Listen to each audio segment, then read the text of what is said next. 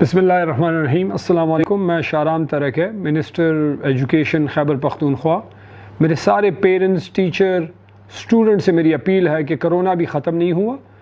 School में specifically SOPs को strictly follow किया जाए, जिसमें समाजी फ़ासला रखना, मास्क पहनना, सैनिटाइज़र से हाथ साफ़ करना या साबुन के साथ हाथ धोना इंतहाई इम्पॉर्टेंट है कि सारे स्कूलों में टीचर्स ये इम्प्लीमेंट करवाएं।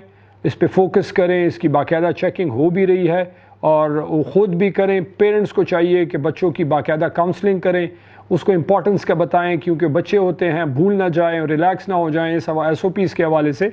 तो जितने हम हिफाजत करेंगे, जितनी हम एहतियात करेंगे, इंशाअल्लाह उतने हम महफूज रहेंगे और इतना सिस्टम चलता रहेगा। तो सबसे मेरी अपील है कि स्कूल में सख्ती से SOPs को फॉलो करें, ताकि अल्लाह हमारी हिफाजत करेगा इंशाअल्लाह। और जितना महफूज रहेंगे उतने हमारे स्कूल खुले रहेंगे और ख़तरा नहीं होगा इंशाअल्लाह। तो सबसे रिक्वेस्ट है ताउन की। शुक्रिया।